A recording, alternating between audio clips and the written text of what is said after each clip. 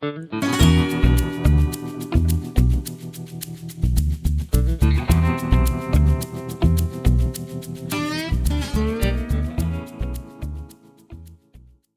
true crime and wine time friends. Thank you for joining me, your host, Terry Dussault, as I dive into the Corkscrew Murder that happened in New York in 2011.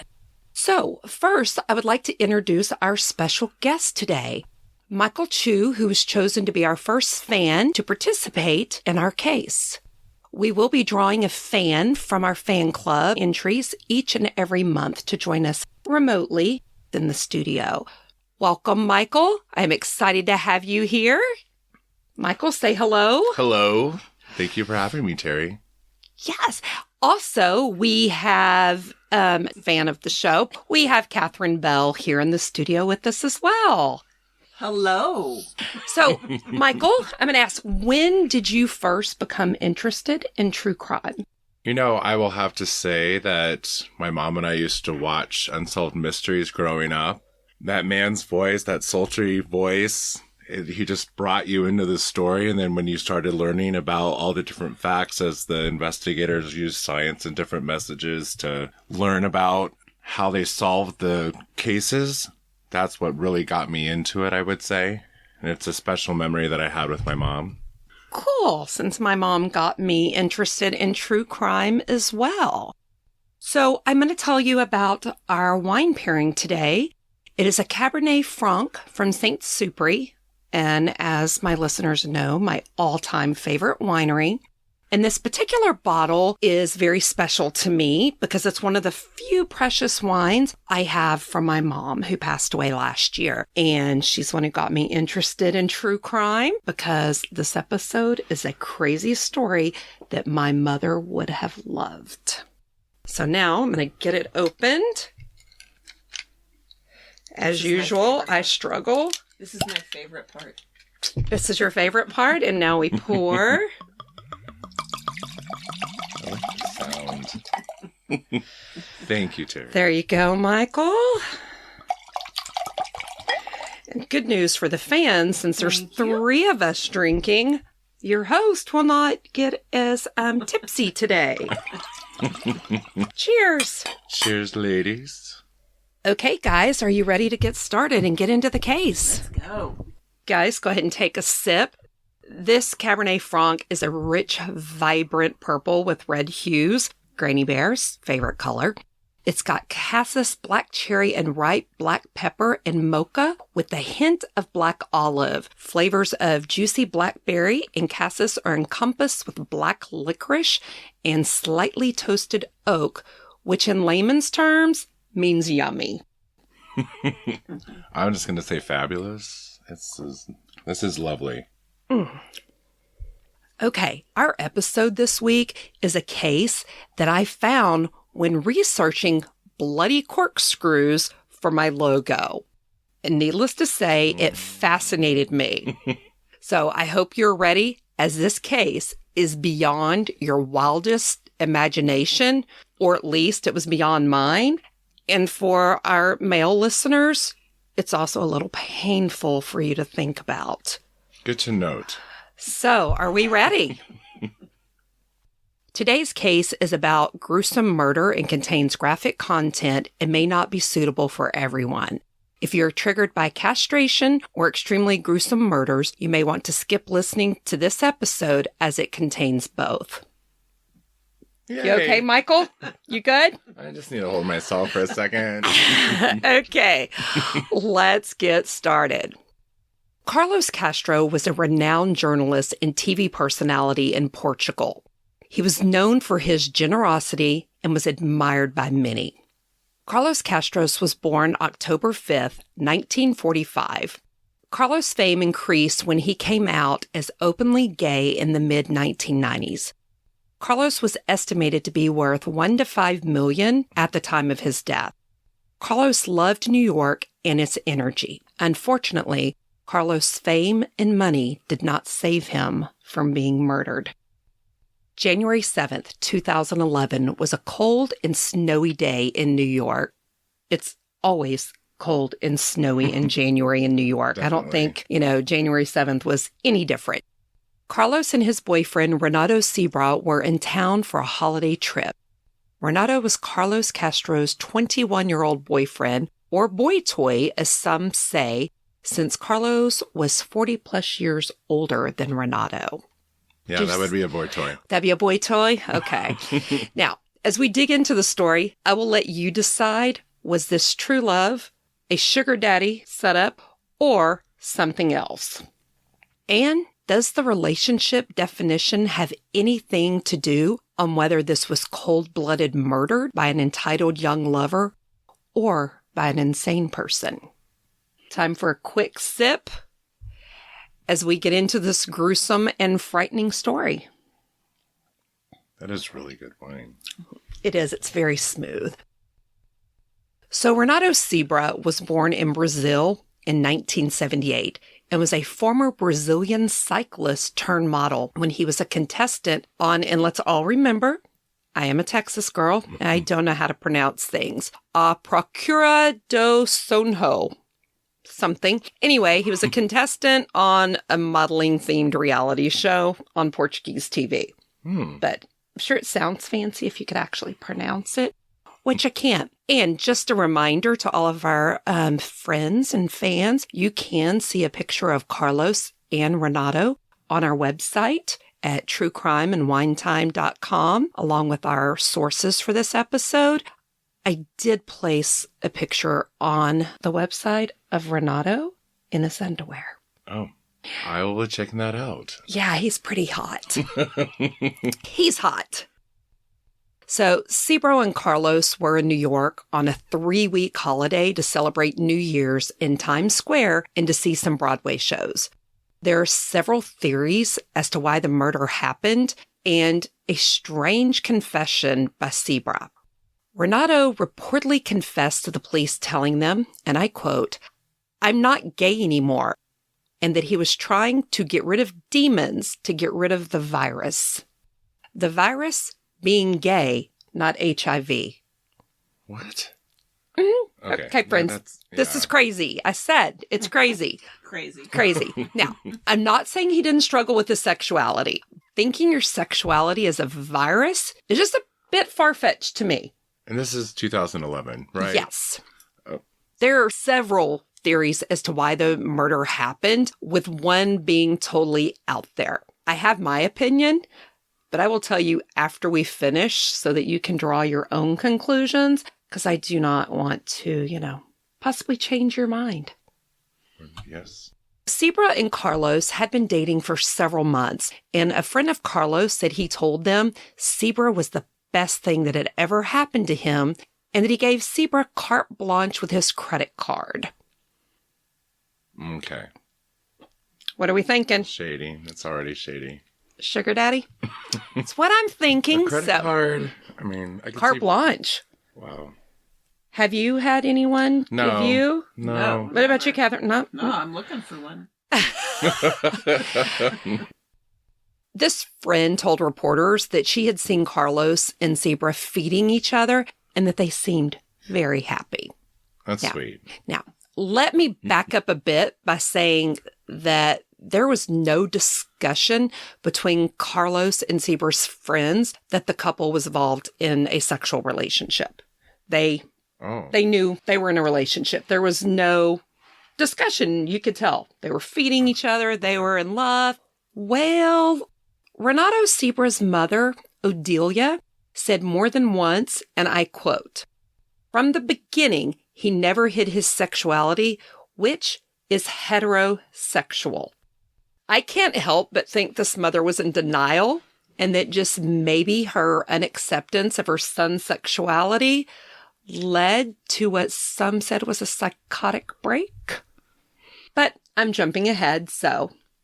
Yeah, mom's opinions are important. So, I would definitely say so. Like I said, I'm jumping ahead.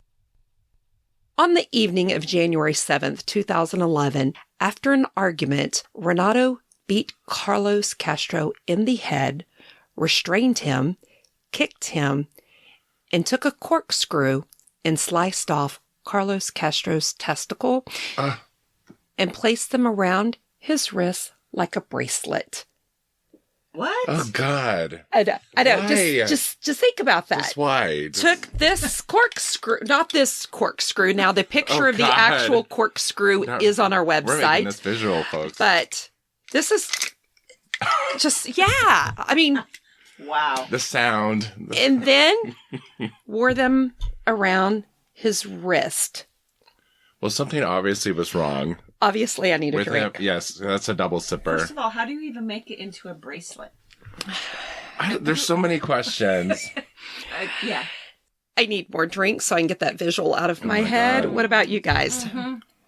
Well, Yes. and you have the corkscrew right here. Yeah. So, I mean, 2 drinks because think of it, the visual of a man wearing testicles around his wrist. Yeah. Was he really devious? Well, and what just happened in the fight?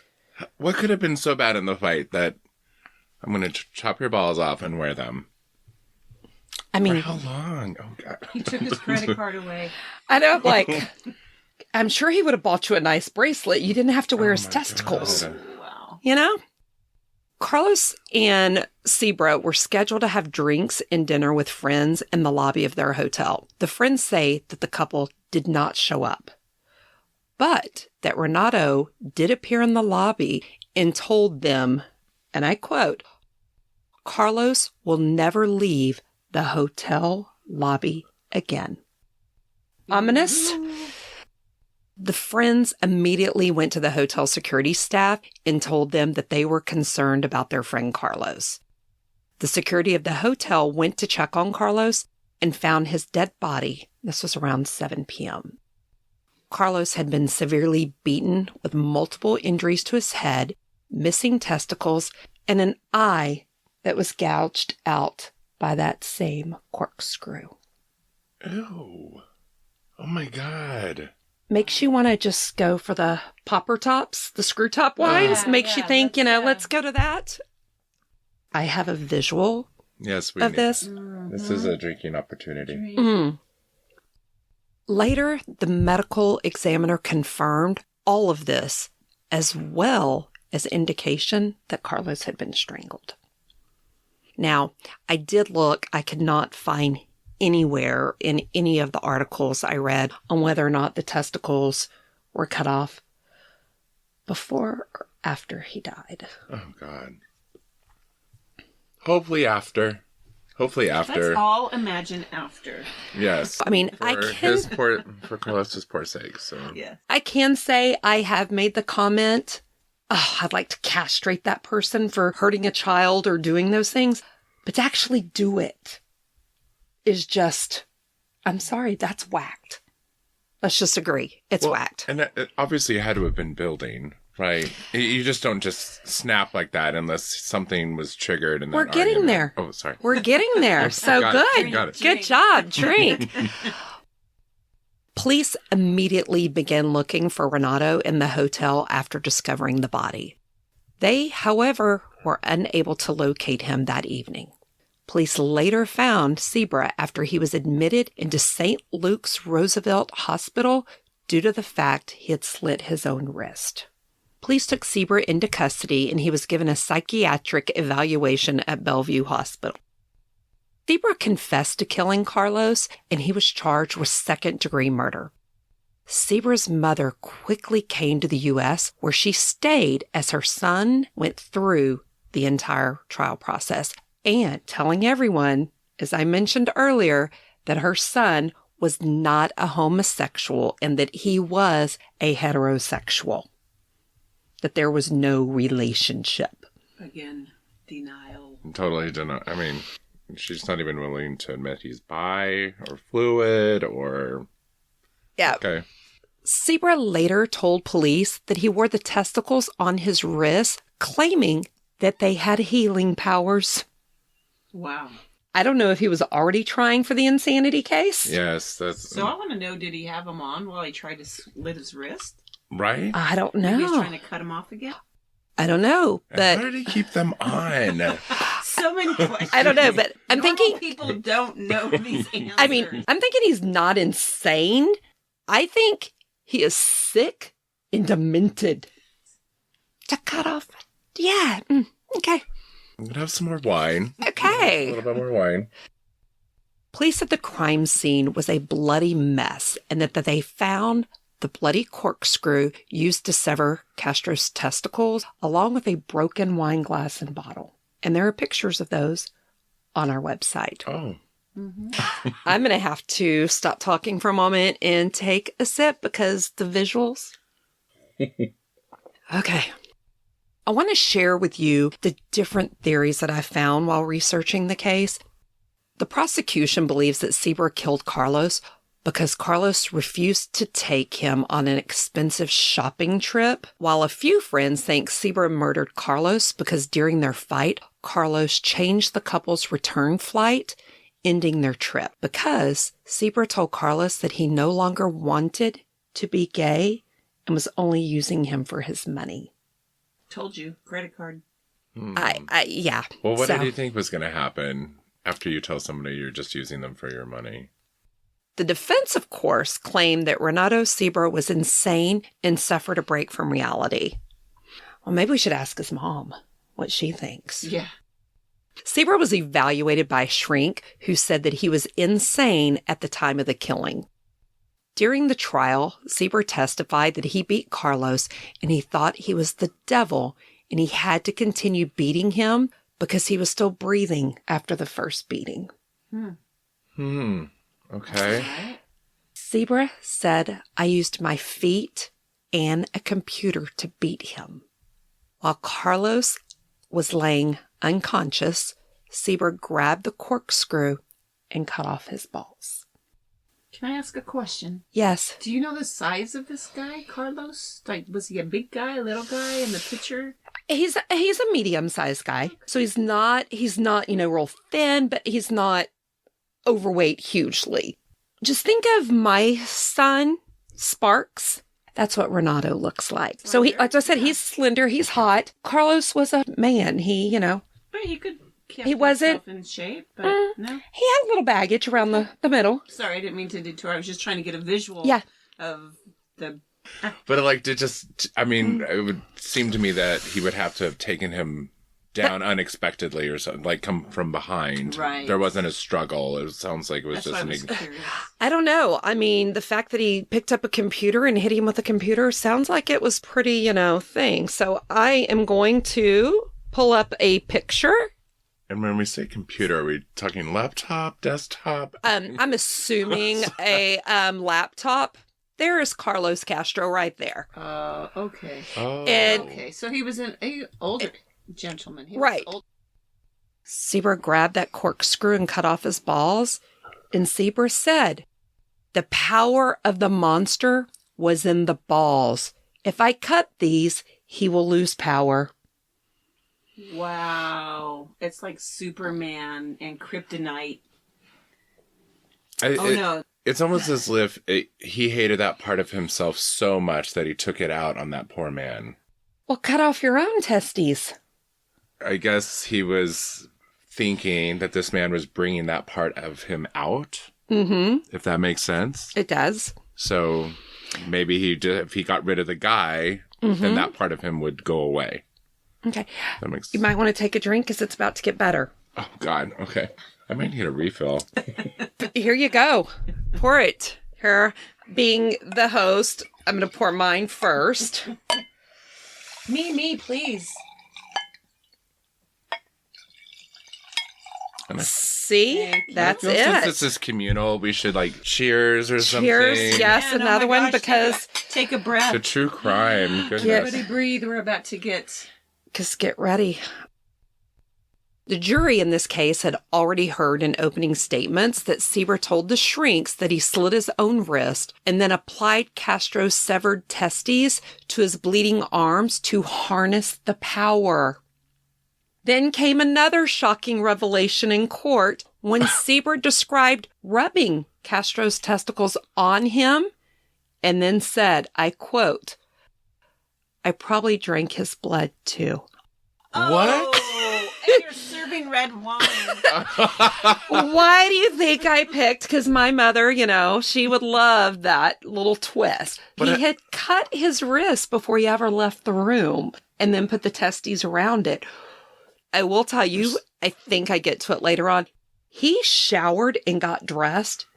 And when he was found, he was in a nice suit. So he had enough wear for all to clean up. It just sounds delusional. So you killed a man because of the power that you didn't, I guess, like, right? And the power came from the balls, so you cut the balls off. But then he wanted to absorb the power, so he cut his own wrist and then used the testicles to, I guess, absorb the power. Maybe he wanted to be There's gay. a lot of holes in this story. Okay, but he drank the blood. A disturbing fact, and I'm not going to get in. After they had red wine, apparently, themselves. I'm not going to get into the details, but all of the articles are on the website for those of you who want to go and read where the blood came from that he drank. Yeah. No. Oh. So I'm going to just leave that right there for y'all to visualize.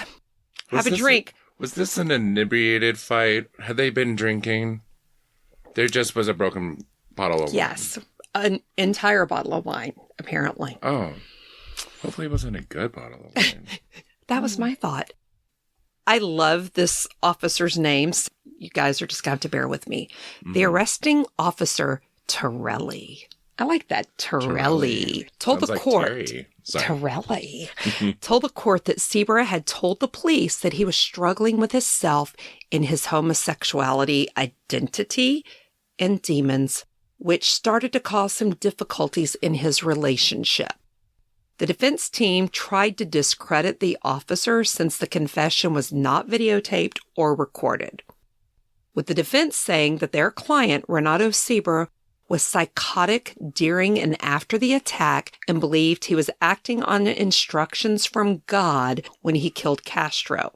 But Officer Torelli said Seabra never mentioned G-O-D during his confession. Not once did he bring up God.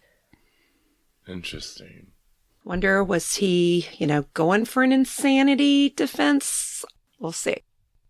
So the prosecution's expert witness, Dr. Barr, concluded that Seabra was not psychotic at the time of the killing. The prosecutor, Miss Rosenthal, told jurors that Seabra made up the story in effort to save himself and that his actions right after the killing prove that. Totally agree. Sorry, excuse me. Oh, it's about to get... She stated Renato Seabra showered, put on clean clothes, took suit. $1,600 from Carlos's wallet, and then placed the Do Not Disturb sign on the door, all which she says proved he was not in a break with reality. Think about it. I mean, if you're in a psychotic break, you would run out with the balls on your arm, right? Oh, yeah. No, he was calm. It was planned. He was, yes. A very angry man. Very angry man. Goodness. Don't take away his credit card. The trial lasted 2 months, and the jury deliberated for 1 day before rejecting the insanity defense. Good job, jury. Renato Seabra was sentenced to 25 years to life in prison, with Supreme Court Justice Daniel Fitzgerald saying there was extreme brutality, sadism, and dehumanization in Seabra's acts. Get ready for this. Renato Seabra apologized to Carlos Castro's family and asked for forgiveness. And here's what he said. On that day, I don't know what took over me. Only God knows what happened that day. He's playing the baby Jesus card now. But that was his apology. Renato Seabra is eligible for parole in January of 2036. Seabra filed an appeal based on his counsel's ineffective assistance, which was denied. As of today, he has not filed any further appeals. This next part kind of wigs me out just a little bit. No disrespect to the family, but Carlos Castro's family had him cremated, and they spread his ashes in New York down a subway grate. Was that allowed? I would think not. Was that in the will? No, the sisters, he loved New York, but I'm just thinking, I have not ridden the New York subway, but down a grate, down into the subway, there's people. I'm thinking more of the disrespect that his family obviously thought he was trash, that they're going to throw him down a subway grate.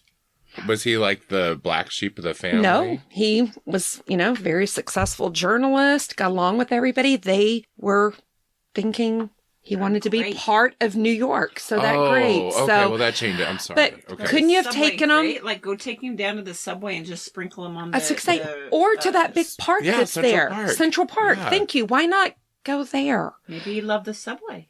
But the great. No disrespect to the family, but that just was a little odd to me. Whew, that's it. What a case. I do not believe Renato was insane. Do I believe he struggled with his sexuality? Yes. I agree. Do I think he is a cold-blooded murderer? Yes. I think the fact that he admitted wearing the testicles, gouging out Carlos's eye, and then drinking his blood proves he is a violent killer. He was just a gross creep. He was a very angry man. He was very angry. I need lots of wine, and I'm going to need some hugs from my fur babies. Yes. Because this case was a We'll give doozy. Yes. Group hug. Yes. Group hug. Yes. Can see pictures from this case on our website. One which is the actual corkscrew used in the castration, along with pictures of the killer and the victim. I, of course, included a picture of Seabra's mother because I think she is in denial big time about her son. You can also see the sources for this case. Obviously, yes. I want to say thank you to Michael for being here with us, our first fan in the studio. Thank you for having me. And thank you for Catherine. She was the one who did the Ask Me Anything. So appreciate having you here in the studio as well. Thank you. I like this. And I will post a picture of all of us together since we all wore gray and we didn't plan it.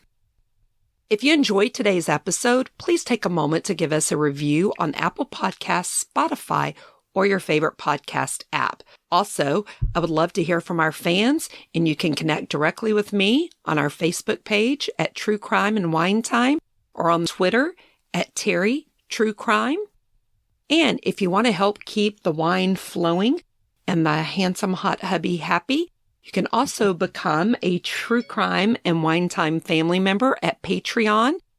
Your support helps to offset the cost of research and helps keep the wine pairings flowing. Our episode today was researched by Terry Dussault, editing by Phil Dussault, and our theme music is by Attic Gold. Our special guest, Michael Chu, Catherine Bell. Thank you for listening to True Crime and Wine Time. Until next week, stay safe, watch out for crime, and enjoy your wine time. Cheers. Cheers.